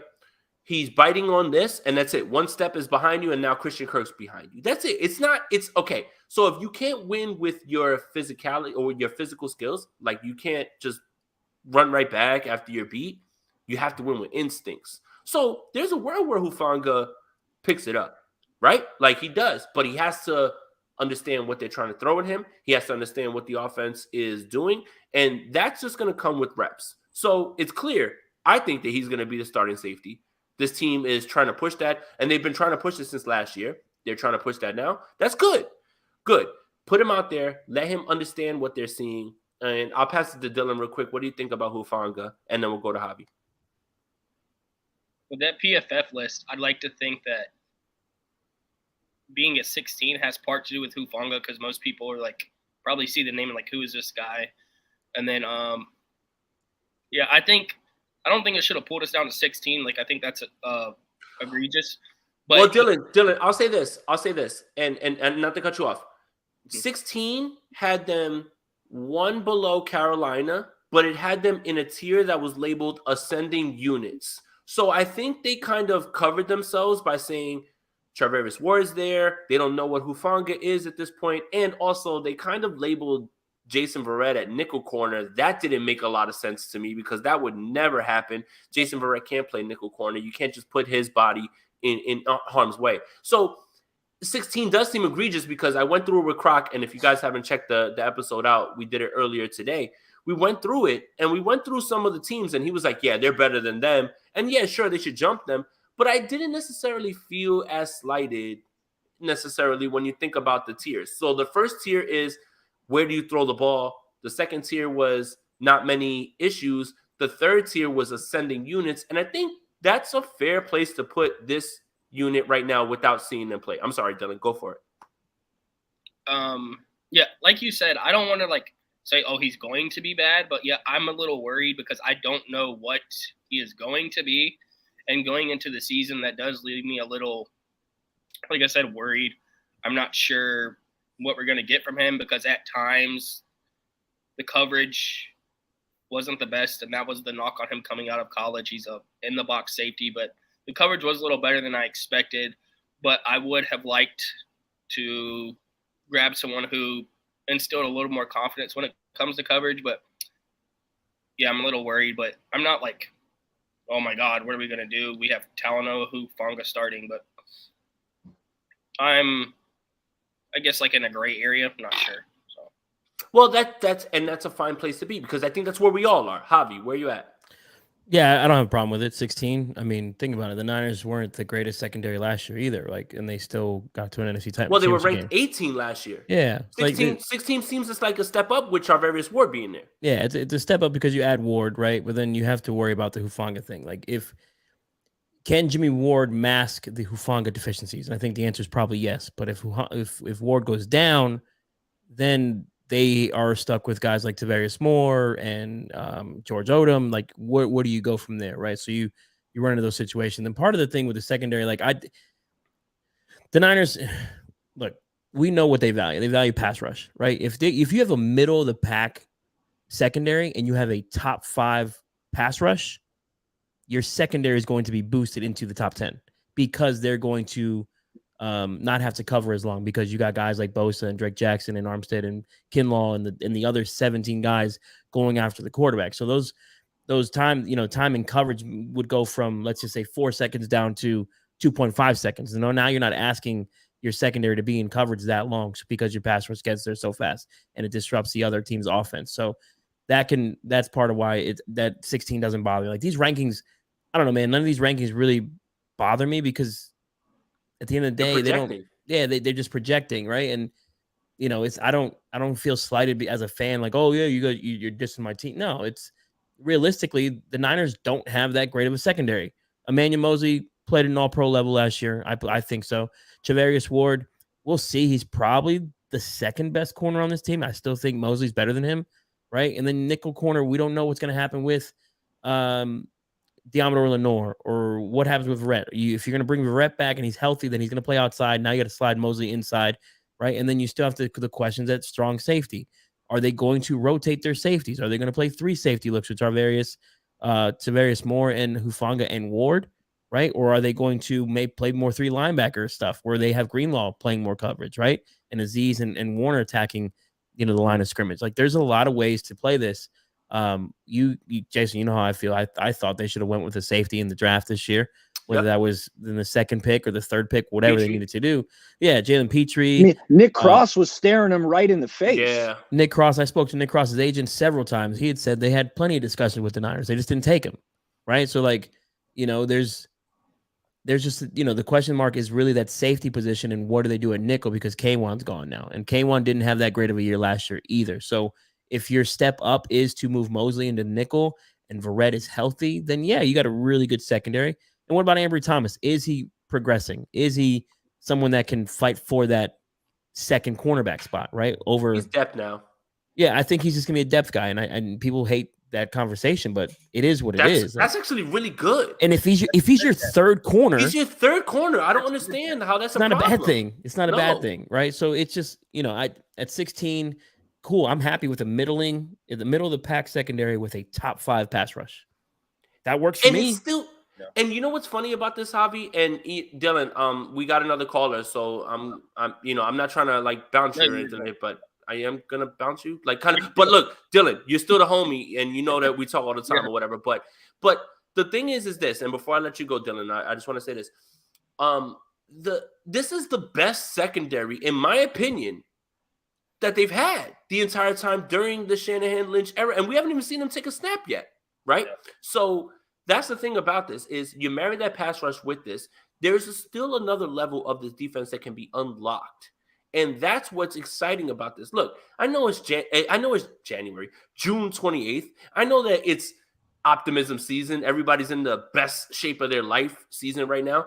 At the same time, there's still like a real possibility that this team can be better on defense than they were last year, especially if you consider Drake Jackson doing a little bit more than what D4 did, which shouldn't be too hard, right? And you bring all that together. So, Dylan, shout out to you, man. Thank you for tapping in, bro. Appreciate you as always. I'm gonna unlock that dynasty league so we can like get the fan. We can get our waiver wire. Yeah, I got you. Yeah, just let me know, bro. Right. But thank you for tapping in. We got another caller calling in, but thank you, Dylan. Appreciate you, bro. Yeah. All right, bro. We got the Mod Squad champion in, my man Gammon. Gammon, what's up, buddy? Not too much, brother. How you doing? Great, man. Thank you for tapping in. For you guys that don't know, Gammon is a mod of the channel. And, we don't play around here, so make sure that you treat this man correctly. But Gammon, what's up with you, man? How are you doing? Man, I'm doing great. And I feel like I'm doing as well as this developing second unit that we have. You're right. I mean, best shape of the life type season here. I really do think that this the secondary is disrespected, which is, I don't think a bad thing. I think Charvarius Ward is definitely an upgrade and is a better cornerback than Mosley, and I think Mosley is a very disrespected too, as well as the eraser, right? Ward. When you look at what Charvarius Ward did in his time in Kansas City, it was really, really good. I mean, he is kind of just a sticky kind of guy. Yeah, I get it. I think that this defense is definitely a top 10 defense, and that's not even debatable to me. That's absolutely not debatable. If I were to be non-partial, I would say this is the 5th best defense in the league. Now, if this secondary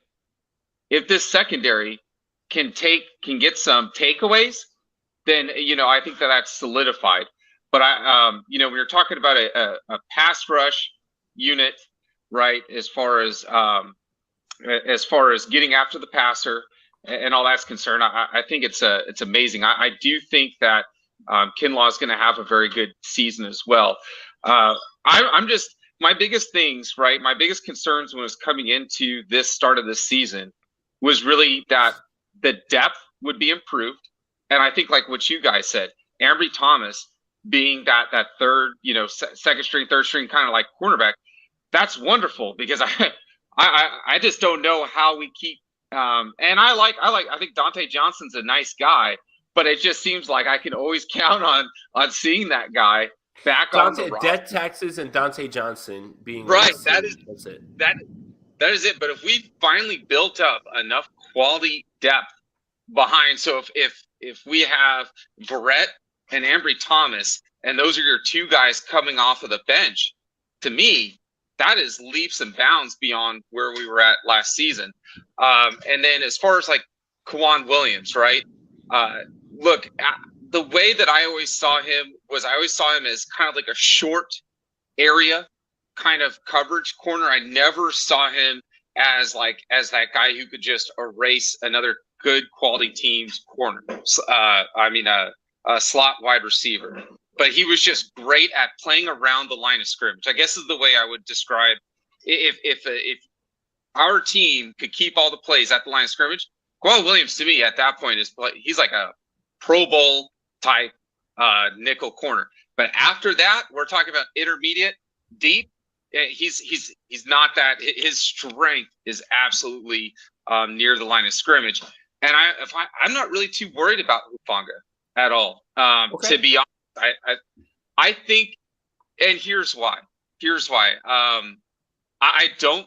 His defensive coaches, as well as himself, he seems like somebody who's self-aware, who can self-scout, not only scout the opposing team, but I think that he understands that his 4.6, 4.7 speed is not going to be. He needs to be in the correct spot, in the correct position.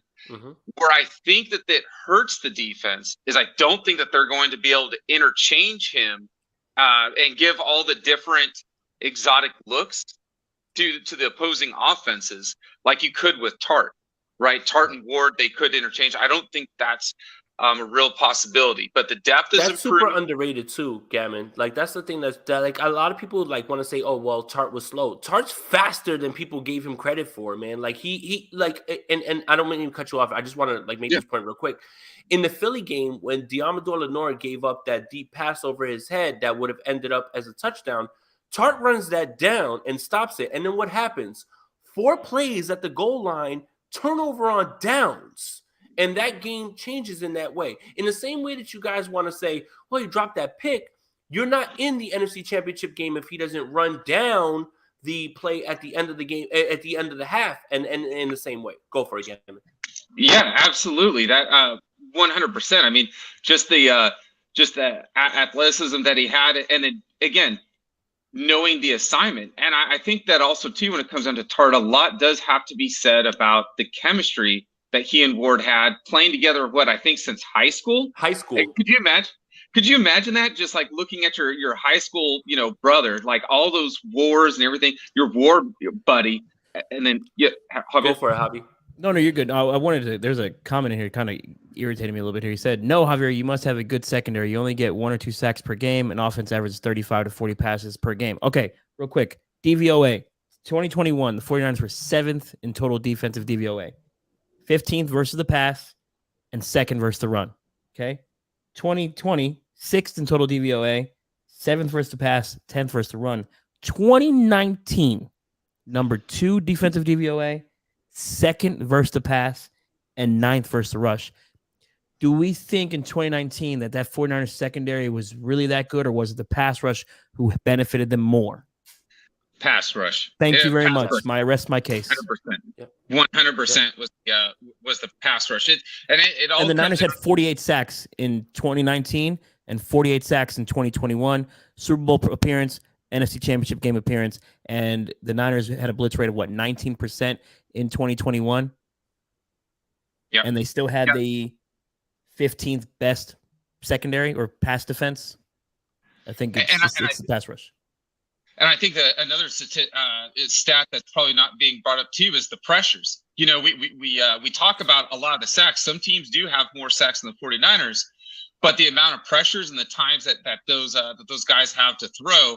I mean, I'm not going to say that our secondary was awful in 2019, but Sherman needed to know that ball was going to be like uncorked Exactly. within like 3 seconds, So that is this defense is built front to back. And remember, 100%. Gammon, when D Ford went out, the secondary struggled. Oh yeah. This In team, 2019. Yeah, in 2019, when D Ford went out, so basically the way that I always remembered it, when I remember last season when I saw the way the Cardinals just came out red hot. They had that identity. They knew that there are certain strengths that they had on the defensive end, right, were just so strong, and they just believed in that, and that just kind of just willpowered that through. That was the same feeling that I had in 2019 before D Ford got injured. It was just like, look, we don't care. You're going to have to deal with this because, Bosa was coming at you like a bowling ball full of knives, right? Just rolling down at you and just nonstop aggression. But then D Ford on the other end was just absolutely, he was a pacemaker. He was just coming at you. When he was out, that our defensive line no longer felt as special because then you had to rotate Armstead out to defensive end. Now that's a big thing that I'm really glad about. Right. With him being inside, I think our defensive, our interior, and here's another thing too.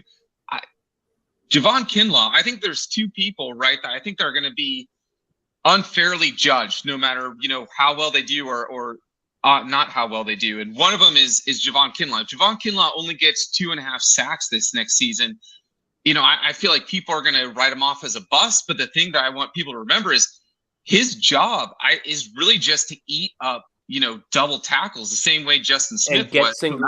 Get single for everybody else.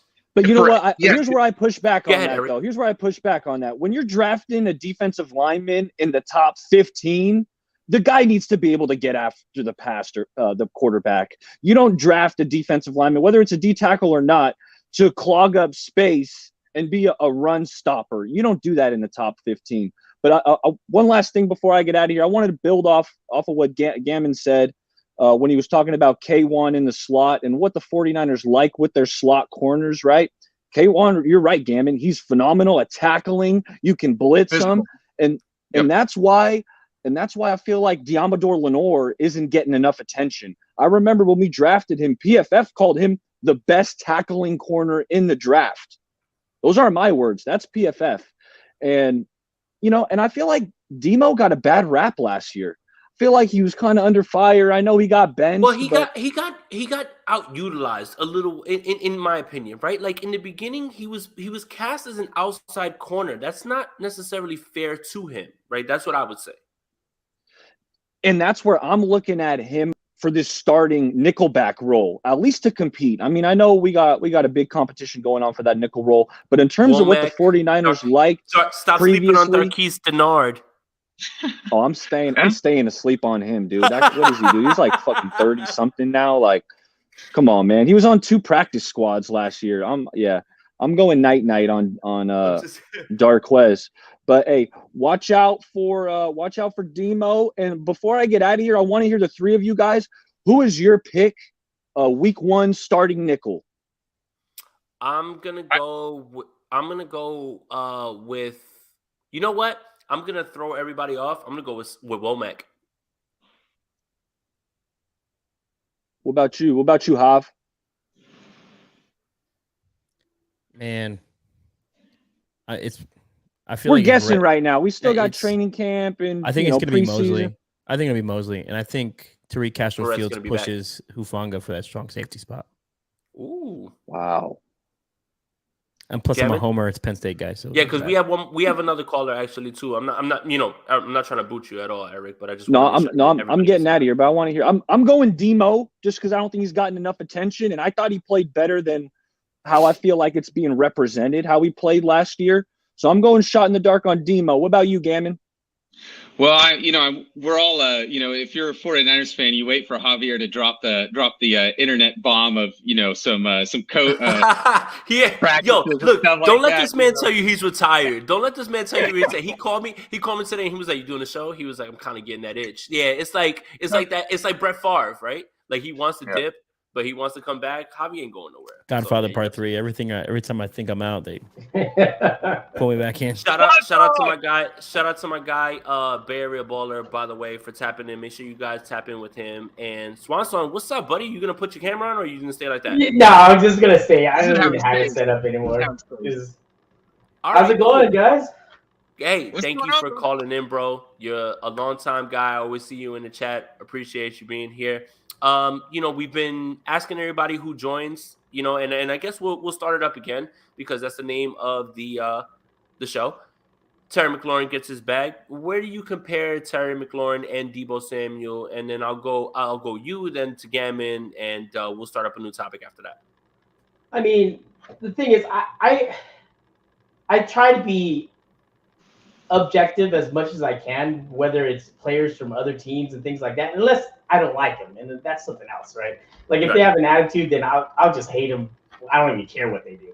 But I don't feel that way about Terry McLaurin. But I take Deebo just because I think someone brought it up earlier that Deebo's kind of a one-of-one player, right? I know that we hear that a lot nowadays. Everyone says that nowadays of players, but like I was saying this on another show is that he's the ultimate mismatch, right? And in the NFL, if you have mismatches, that's where you win, right? Like whether you're fast and whether it's Deebo where you're fast and powerful. So it's like he's fast, he's too fast for the strong guys, and he's too strong for the fast guys. And in all in one package. So McLaurin's great, good route runner.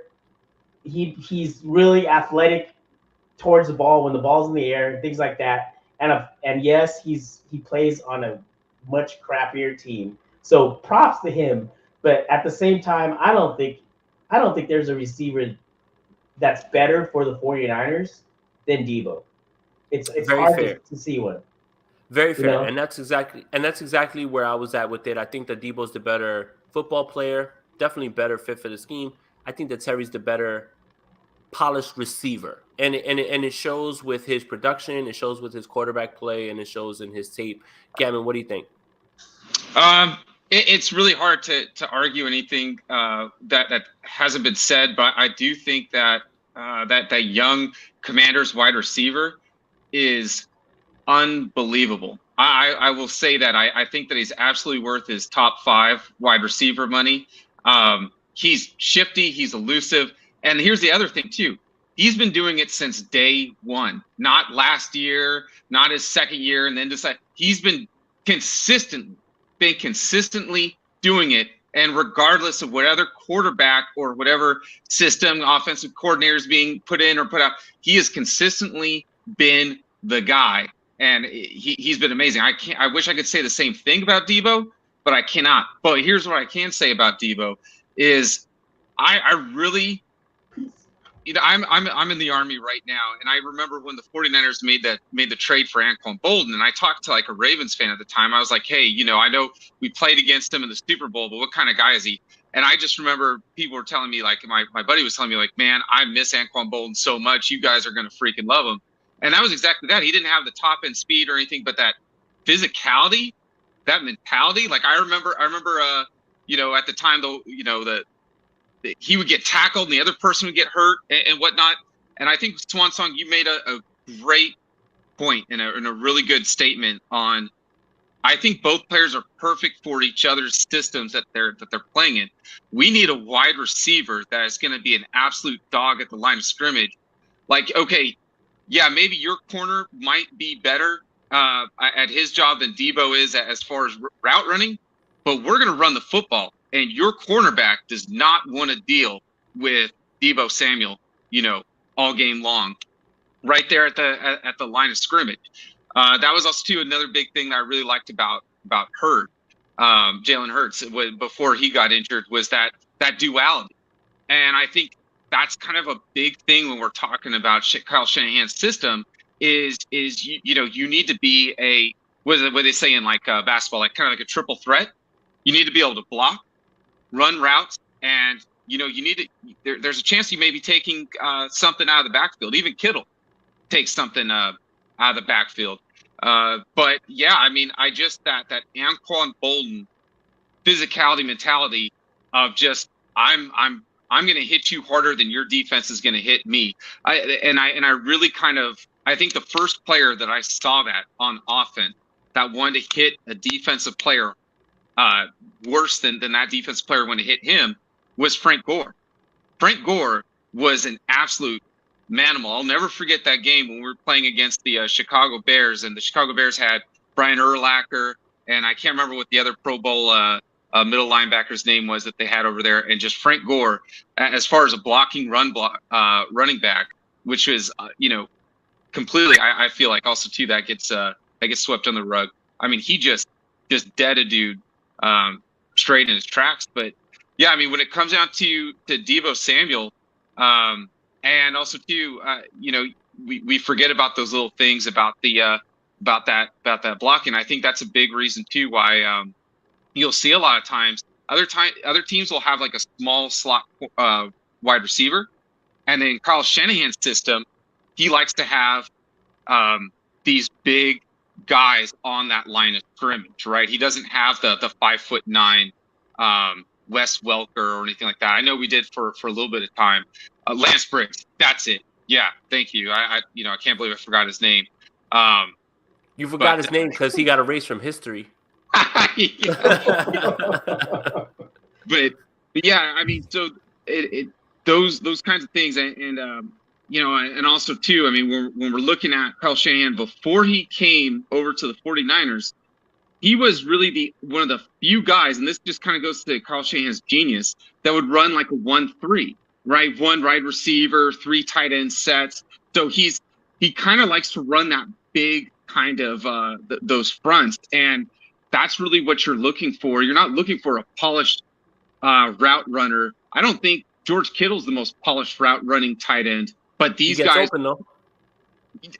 Both these guys get, what do we call Deebo Samuel? Slant God, right? I mean, this guy can just take it when he makes that cut in the turf. And so I'm really, really excited about this wide receiver unit. I'm insanely excited about our special teams unit. I can't tell you how many times I felt like our offense and defense would start with, I think, and Javier, maybe you know the answer to this, or maybe you have an opinion on this, but this is just my opinion, and I don't know how right it is, but I just felt like our field position, starting from, it was the worst. It was one of the worst in the league.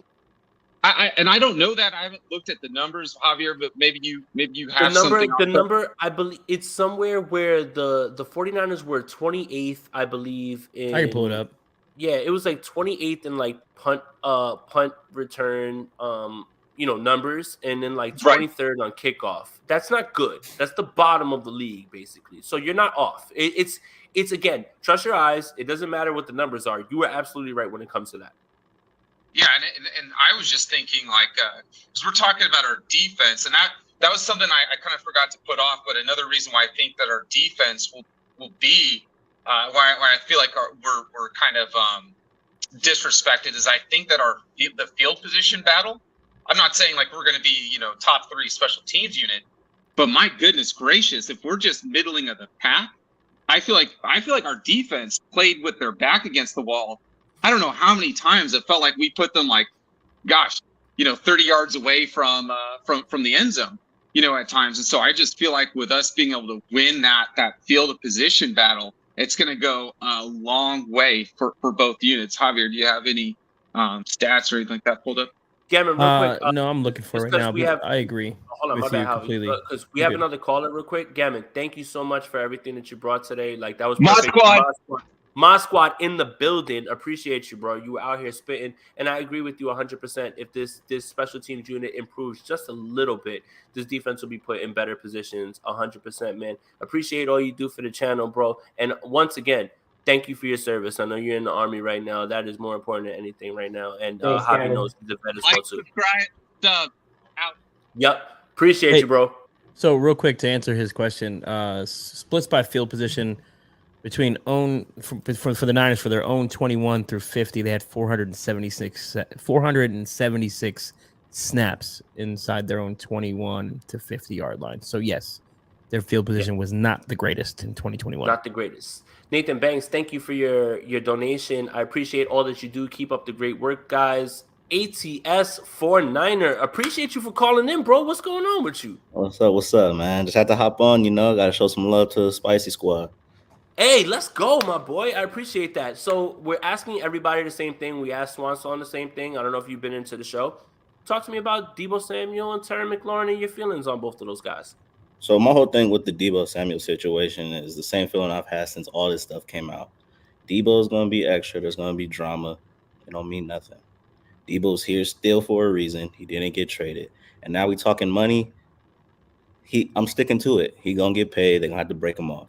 One way or another, this offense don't run the same without Deebo. Yeah, 100%. And I think that we all feel the same way, right? Like, Deebo's the better football player. Terry's the better wide receiver.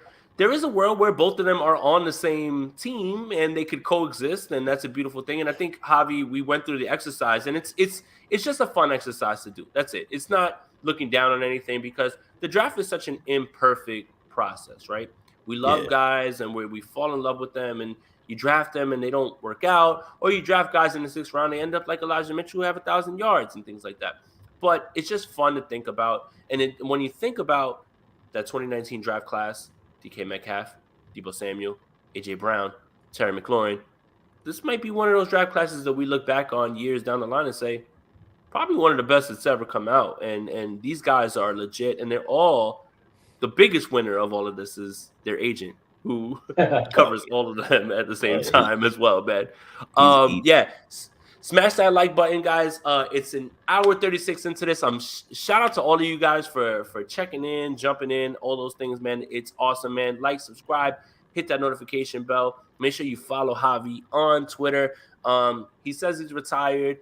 I say he's Brett Favre. I think he's lying. That's just more of my thing than anything. I'm busy. That's what it is.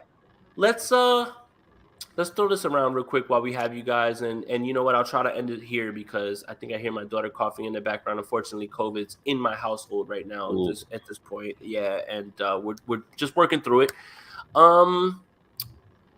Let's talk about where you see this team. All right, here's where we go. Here's where we end this right here with you four guys. And I'm going to start with Swanson. What to you is a successful season for Trey Lance? Not win-loss, not stats. What is your definition of a successful season? We'll go Swanson, we'll go ATS Niner, we'll go Javi, and then I'll end it. A successful season is where we see flashes of his greatness, and at the end of the season, he looks better than he was at the start. Where I feel confident, like going, yeah, he's our dude. If I could feel that, like, hey, he's going to be around for the entire contract. I'm not worried about bust and any of those things with flashes. Then I know right there, yes, like it's going to be a good time to be a Niner fan because we get to see all of that, right? That would be a winning season no matter what the record is. Okay, I love it. ATS for Niner. What do you think, buddy? I actually wholeheartedly agree with that. Like, we hold Trey to a certain standard and we expect so much out of him. But if we're being realistic as fans, as long as he's constantly progressing, like wherever he starts week 1, he's got to be at a whole, greater level by the time the end of the season comes. I'm not expecting, playoff run, Super Bowl, as long as this man is constantly progressing, he's showing that, like, hey, give it the time that we all say he needs. He'll be that guy. That's all I'm going to be happy with. I'll take it. 100%. Javi, where you at? I think I've said this a million times, but it's like just for point of reference in Madden. Look Hollywood, Javi. Okay, Brian, I got you. I got you. If Jimmy Garoppolo's a 78 in Madden, like his rating, I just need Trey to be an 80, right? Give me 5 to 10% more of what Jimmy Garoppolo gave me in 2019 and 2021 and 2020, whatever. Successful season, win-loss record. I think, I know that wasn't part of the question, but 9 wins is the floor for this team. You have a good enough team around you to where you should be able to get 9 to 10 wins, right? With Trey, I think a level of competence of knowing the offense, right? Development with his footwork, reading and progressing, through the offense as far as getting the ball out quickly and running the offense to a point where Kyle does not have to rely so much on the run game. Let's just say they get down in a situation. Does Kyle want to just put the ball in his hands? And I think Kyle is going to trust him enough to say, yeah, let's throw out of this. Can he throw out of these situations? So I think that's part of the growth with him. Situational football, I think that's a big thing with Trey this season. Can he manage a two-minute drill? How does he manage the end of a first half? If they're down by multiple scores, how does he manage those things? Like, those situations are going to matter to me as far as his development. We won't know what Trey Lance is until that 30-second start. And I'm kind of locked into that thinking. At his 30-second start, we should have a really good idea what he is, right? It's we expect him to play all 17 next year, so he'll have 19 NFL starts, right? We saw the first one, wasn't the greatest, but we saw flashes. The second one, slow start, finish strong, right? He has a full offseason this year with the offense, and he's getting all the first team reps. So we should see a better Trey Lance as the season goes on. I expect him to – people are going to take this wrong. Not struggle, but I don't expect him to be just off and running the first 8 weeks of the year. I expect him to take some lumps and bruises and be realistic about it. Like, you're going to have these bumps in the road with a young quarterback like that. Like, rookie growing pains are real, and he's still technically a rookie from a playing standpoint, right? Like, people online, are you going to be patient with bumps and with rookie growing pains? Yeah, bro. Like, I've been waiting for 26 years for a Super Bowl. Like, I mean, I'm still here, right? So, if you're willing to deal with the rookie growing pains, which are going to happen, like, no rookie is not everyone's Andrew Luck, right? When they come in the league, not everyone's Justin Herbert when they come in the league. We have a guy who has 388 pass attempts in his career. 388, and he had 79 or whatever it was in the NFL, right? That's not enough to make a determining factor on him. So the biggest thing for me, situational football, how he handles under, time under pressure. And then of course, just running Kyle's offense and a level of competence in that offense that he can manage it, right? Like, okay, cool. Can you do the Jimmy Gimmies? Awesome. Now, can you expand on those Jimmy Gimmies to where we saw him do that against the Texans, right? The one we know, we all reference it. Jimmy would have threw it to Kittle, but now Trey took the next step and threw it to Ayuk a little bit further down the field. Like, those are the type of plays that I think he's going to progress, and we'll see those flashes from him going forward. 9 to 10 wins is kind of the floor. I don't expect a Super Bowl. I don't expect an NFC title game. I just expect the team to at least be competent and in the running for a playoff or a wild card spot come week 15, 16, 17. Yeah, and again, I've been on record saying this, and I'll repeat it again. There's no stat that quantifies what a successful season is for me. There's no win-loss record that quantifies what a successful season for Trey is. It's the steps. And I want to see when adversity hits. When you throw a pick, can you bounce back the next drive? Can you pick the team up when things aren't going the right way? When Kyle isn't maybe drawing everything up, when everything isn't perfect, all of those things. That's really what I want to see. And if this season doesn't end in a playoff run, that doesn't necessarily mean that I feel bad about Trey. At the end of the season, what I want to feel is we have our guy. How do I quantify that? I don't know how to quantify that by telling you that. You'll know when you see it. Yeah. Right, exactly. I have to see it. I have to see it on the film. I have to see him go 1, 2, 3, project, hit, go through his progressions, go through the times where there's a guy in his face and be able to deliver the ball. When there's that guy streaking down the field and we're posting it on Twitter and saying, oh my God, he missed him. Are you throwing that ball? Are you hitting that guy? Those are the things that you want to see. And he's just a kid. Again, 300 something passing attempts. I mean, there's guys who have busted who have thrown way more than that. So there is that in the back of your mind. Do I think that's going to happen? No. But there is no way to quantify it with stats. There's no way to quantify it with win-loss record, anything like that. So what I will say is I need to see it. And if I do see it, I'll know at the end of the year. It's hard to just explain in words. ATS 49er, Swan Song, we're going to get out of here. I'm going to, bounce you guys out. Thank you guys for tapping in. I appreciate you guys. We're going to do this more and more often, especially when we're getting closer to training camp, which I will be at next month. We're going to ramp up the content, all that stuff. I want you guys to tap in, ask questions, all those things. We're going to be able to tell you guys what exactly we saw. Appreciate you guys. Like that 49ers hat, Swan Song. Thank you for tapping in. Appreciate you guys a bunch for tapping in. Everybody else that called in and everybody who's watching, we appreciate you as well, too. I appreciate you. Thanks, man. Awesome show today. Later, guys. Javi. You say you're retired, but tell everybody where to follow you, bro. Oh yeah, you can follow me on Twitter at @JavirVeg_. I'm still following the team. I just don't have the time to pod as much as I used to. You know this. Yeah, well, I'm working. I don't know. People are telling you 65 people are telling hours. you to unretire.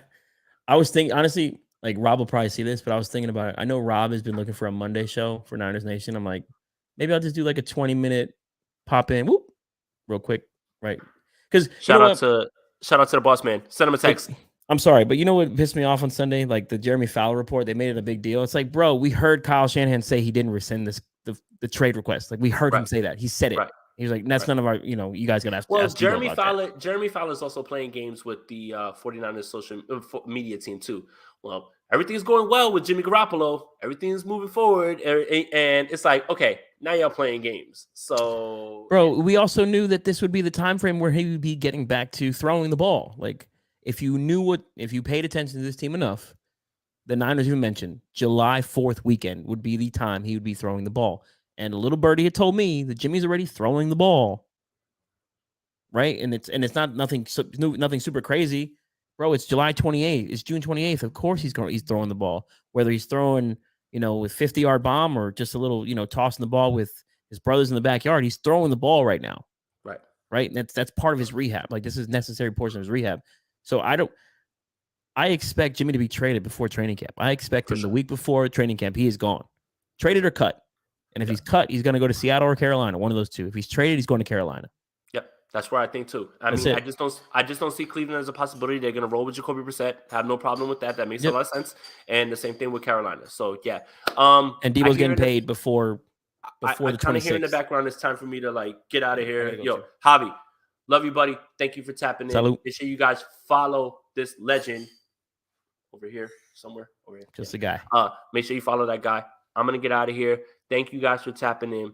Thank you guys for calling in. And shout out to the Spicy Squad. Shout out to everybody who watched this entire show. And stop laughing. I'm out of here. I don't even see the comments. I'm leaving. That's hilarious. I'm leaving. Right. Later. Shout out to all you guys. And as always, let's go Niners. Peace. Welcome, everybody. Let's go Niners. My name is Jason Aponte.